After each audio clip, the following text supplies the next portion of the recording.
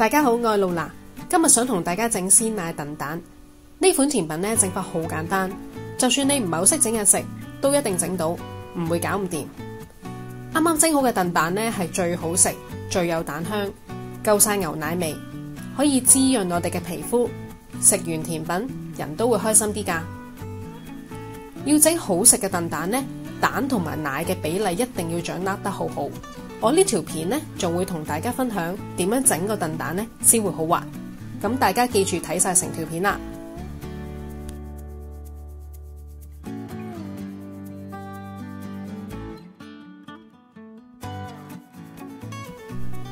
咁而家睇下要用咩材料先。今次嘅份量呢係整到4碗燉蛋嘅，每碗1隻蛋，所以我哋要4隻。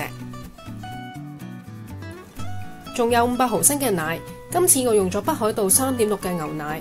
我另一條片藍莓意大利奶凍都有同大家講，唔好用低脂或者脫脂奶，唔係呢就整極都唔夠香。橫掂都整甜品食啦，就梗係要整香濃啲啦。大家可以睇埋呢條片，尤其係你好想整簡單嘅甜品嘅話呢，就一定要睇啦。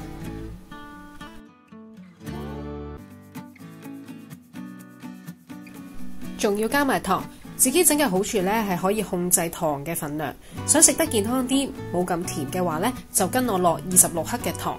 但如果你想好似糖水寶咁甜嘅話呢，你起碼要加到35克糖。咁睇你自己中意有幾甜啦。你屋企呢，就係要有呢3樣材料呢，就可以隨時都整到燉蛋啦。由頭到食得呢，都淨係15分鐘，好快脆。首先呢，將4隻蛋放入一個大碗入面，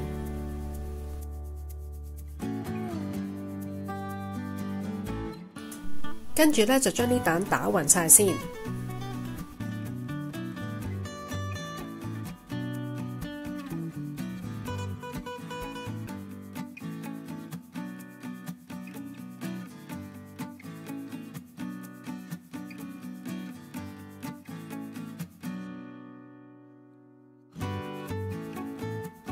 跟住呢，就將啲奶放入個爐入邊，咁啊加熱到去暖暖地呢，記住唔好煮滾喎，啱啱好夠熱，溶晒啲糖就得噶啦。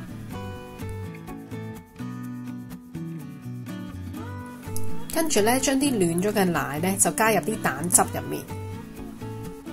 記住煮個奶呢，就唔好煮到咁熱喎，如果唔係你太熱呢，呢度呢就會淥熟咗啲蛋噶啦。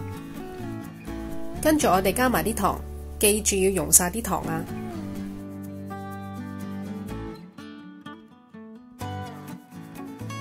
今次我啲蛋呢打得好勻勻，咁所以呢我就冇用個篩。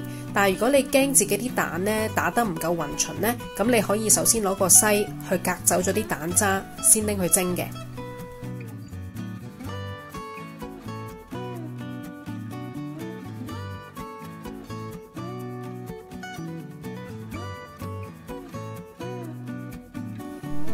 如果大家有留意呢，我咪話4人份量嘅，但係點解得3隻碗呢？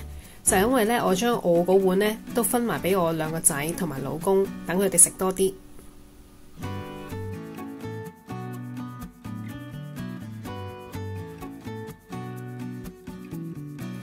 咁而家就分好晒啦。咁想蒸完出嚟呢，冇粒粒靚仔啲呢，其中個秘訣呢就係要用羹去剝走蛋汁上面嘅泡泡。咁蒸出嚟嘅燉蛋個面呢，就會好滑噶啦。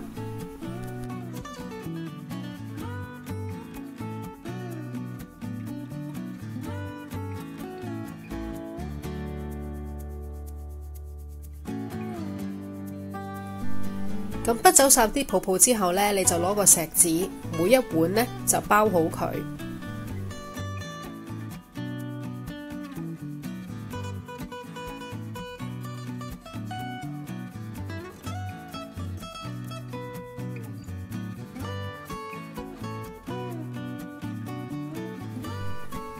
之後呢，就準備放落鑊蒸啦。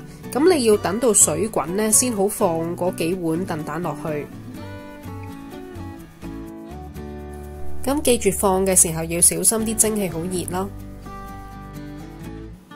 咁我就用大火呢，隔水去蒸佢12分鐘。咁你想蒸得好滑嘅話呢，有個秘訣你要記住啦，就係一陣蒸嘅時候呢，啲鑊邊呢就會出啲水蒸氣嘅。咁你一見到有水蒸氣出嚟嘅話呢，大概4分鐘左右啦，你就要將個鑊蓋拎起，等啲水蒸氣散一散先，跟住先繼續再蒸嘅。